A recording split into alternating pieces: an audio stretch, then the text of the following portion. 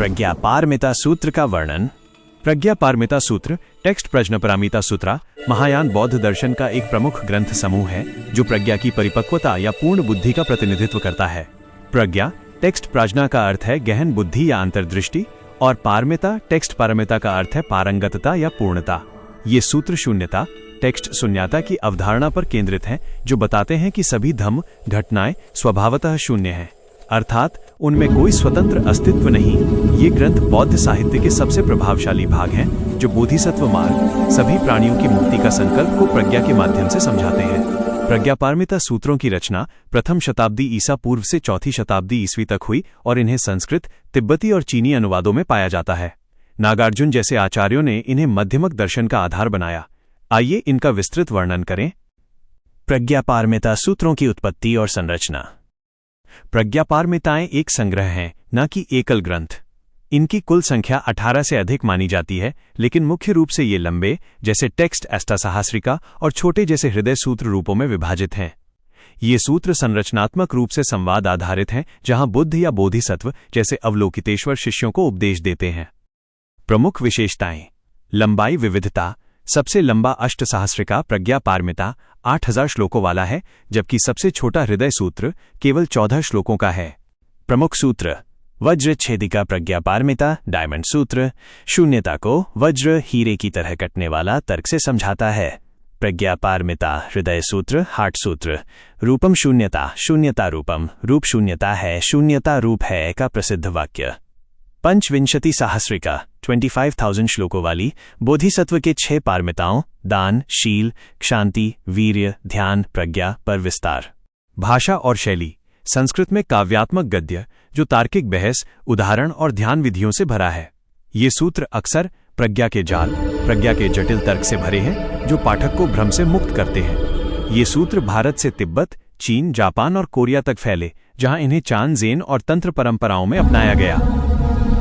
मुख्य शिक्षाएं। प्रज्ञापारमिताओं का सार शून्यता है, जो प्रज्ञापारमिता छठी और सर्वोच्च पारमिता का केंद्र है। प्रमुख बिंदु। 1. शून्यता का सिद्धांत। सभी घटनाएं, स्कंध, धातु, आयतन शून्य हैं, स्वभावहीन, अनित्य और निर्भर। यह प्रज्ञापैतीसा शून्यता जो प्रज्ञा प्रदान करती है वही शून्यता है। ये अनात्मवाद का विस्तार है, जहां स्व का भ्रम टूटता है। 2. सत्य।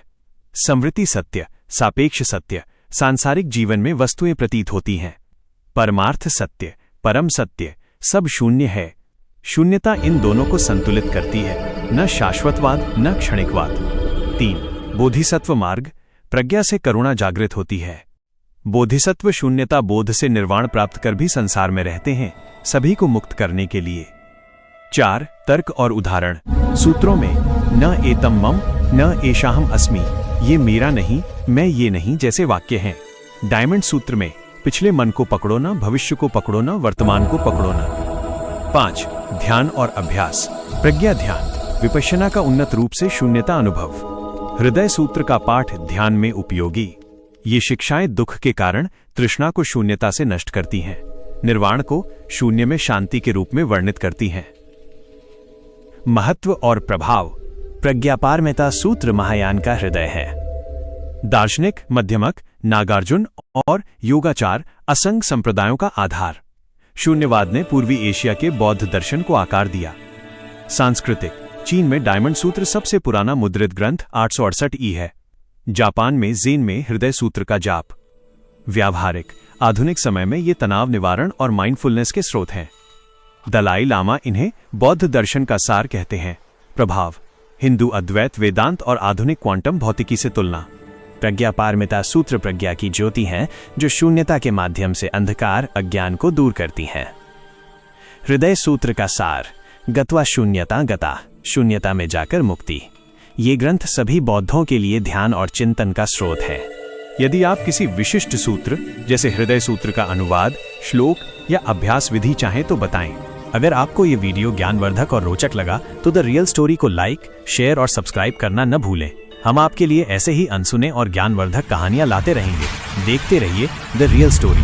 और हाँ, इस वीडियो को अपने दोस्तों के साथ शेयर करना बिल्कुल न भूलें, ताकि उन्हें भी पता चले कि आप कितने ज्ञानवर्धक वीडियो देखते हैं।